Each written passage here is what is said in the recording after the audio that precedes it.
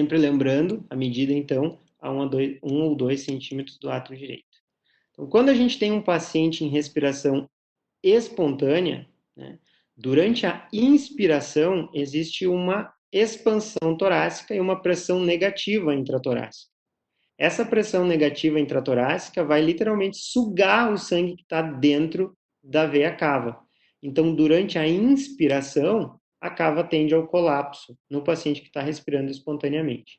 Durante a expiração, existe uma redução do volume da caixa torácica, ou seja, uma pressão positiva sobre a caixa torácica, e então vai dificultar o retorno venoso e a veia cava vai se dilatar. Então, quando a gente fala em avaliar a veia cava num paciente respirando espontaneamente, a gente vai fazer um cálculo de colapsabilidade, né? Esse cálculo de colapsabilidade ele é feito através da seguinte fórmula: diâmetro máximo menos o diâmetro mínimo sobre o diâmetro máximo.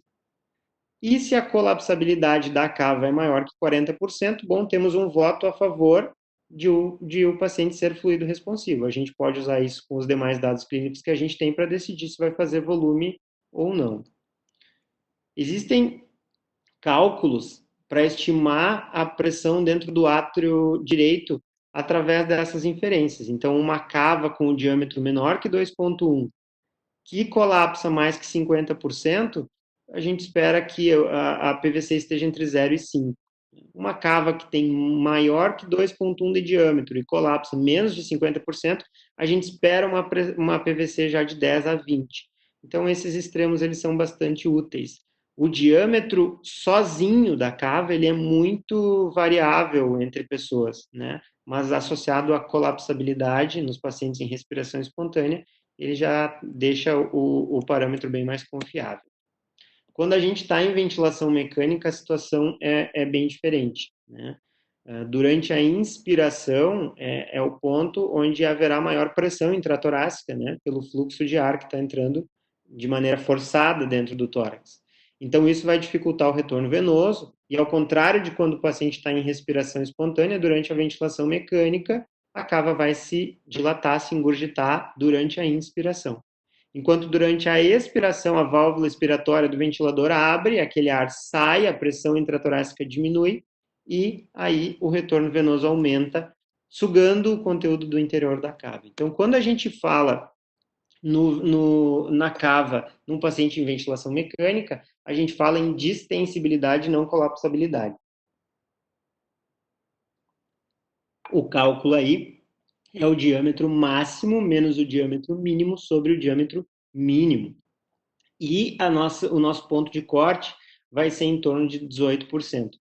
Esse achado, esse parâmetro, ele é tão mais confiável quanto menor for a interferência do paciente na ventilação mecânica. Então, ele é confiável quando os pacientes estão sedados, o ventilador está fazendo todo o trabalho, né? As variações de pressão são só geradas pelo ventilador, e aí a gente consegue predizer uma maior fluido responsividade. Bom, teoria é basicamente isso, tá? Eu queria então discutir com vocês alguns casos para a gente ir trocando uma ideia de como a gente usa, tá? São casos que me chamaram a atenção ultimamente e que eu coloquei aqui para a gente usar de exemplo.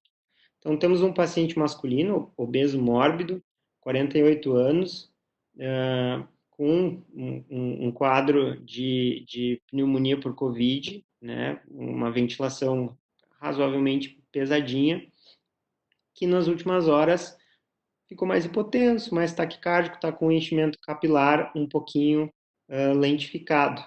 E teve um volume de diurese aí de 350 ml em 12 horas, né? Então, está ali com uma diurese limítrofe. E a gente está na dúvida se esse paciente merece volume ou não. Quando a gente tem um paciente que tem uma ventilação um pouco mais pesada, está hipoxêmico, a gente sempre tem medo de dar volume, né? Mas ao mesmo tempo a gente também não quer deixar ele hipovolêmico e eventualmente levar uma lesão renal. Então, como é que a gente vai avaliar esse paciente à beira do leito?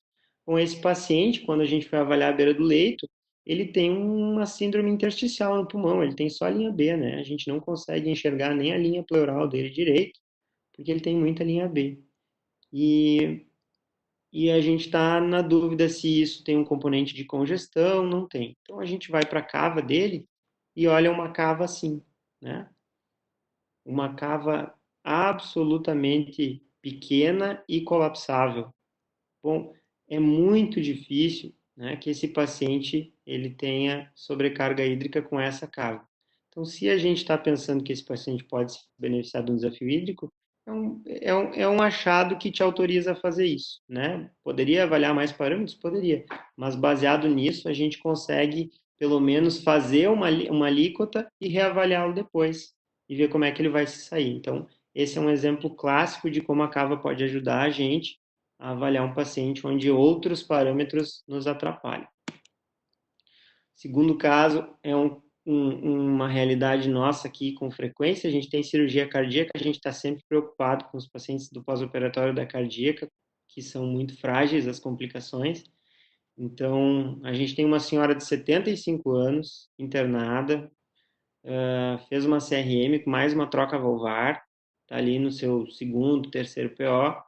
O cirurgião cardíaco passou a tarde, o débito do dreno de mediastino estava baixinho, ele vou tirar o dreno de mediastino e tirou.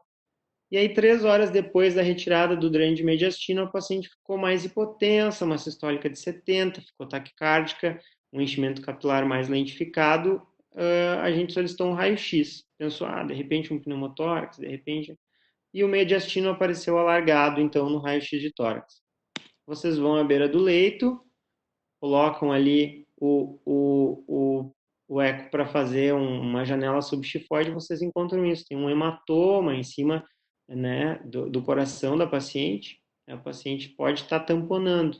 Então, vocês não sabem, faço volume, não faço volume, daqui a pouco passo uma agulha no pericárdio ou espero o cirurgião chegar. Então, o que a gente pode fazer é dar uma olhadinha na cava. Está ali a cava sequinha, né? Uma cava assim, ela praticamente descarta que a paciente esteja tamponando nesse momento, né? Se o retorno venoso tivesse muito prejudicado pelo colapso do VD, do átrio direito, a cava estaria engurgitada, pletórica. Então, dá para correr um volume enquanto o cirurgião cardíaco está vindo, né? E essa é uma situação em que o eco da cava ele nos ajuda a definir uma conduta pontualmente. Último caso, então, um senhor de 64 anos, masculino, né, fez um choque séptico por uma celulite numa ferida operatória de uma cirurgia abdominal recente. Estava na enfermaria, foi atendido pelo TRR, depois desceu até o pronto atendimento enquanto aguardava leito na UTI, quanto ele recebeu de volume é uma incógnita. E aí ele interna para ti, 80 de sistólica, ainda taquicárdico, enchimento capilar lento, diurese bem meia boca, a gente quer saber se ainda cabe volume. Então a gente vai rapidamente lá, avalia a função sistólica dele, o coração parece que bate bem, essa é uma janela parasternal eixo longo, né? Parece uma fração de ejeção preservada. A gente olha para o pulmão tem linhas A, não tem linhas B. Bom, e a gente olha para a cava, é uma cava que não é seca, né, mas não está pletórica também, parece ser variável. A gente não precisa fazer medida, a gente faz uma alíquota de volume e vê rapidamente se ele é fluido responsivo. Feito 500 ml de Ringer lactato, a gente encontra essa cava. Bom, é hora de pôr o pé no freio, então, né? Esse paciente já está. É hora da gente usar outros recursos para saber se vale a pena a gente seguir enchendo o tanque desse paciente ou se é hora de pensar no inotrópico ou outra medida, tá? Então, basicamente é isso que eu tinha para dizer para vocês, né?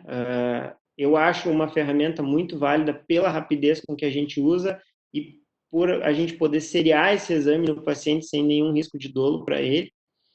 É muito simples da gente obter essa janela, né? Como eu falei para vocês, a gente pode ver a cava usando o probe convexo, usando o probe cardíaco, e eu acho que só tem a agregar a conduta de vocês se vocês aprenderem a usar esse recurso, tá? A gente pega a mão fazendo o exame, né?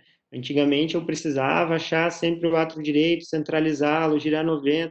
Hoje em dia, à medida que a gente vai aprendendo, a gente já sabe onde colocar o probe e dar uma olhada ali em 10 segundos para tomar uma decisão frente a um paciente que está mal. Eu estou inteiramente à disposição de vocês, se vocês quiserem discutir alguns slides aí, ou alguns casos.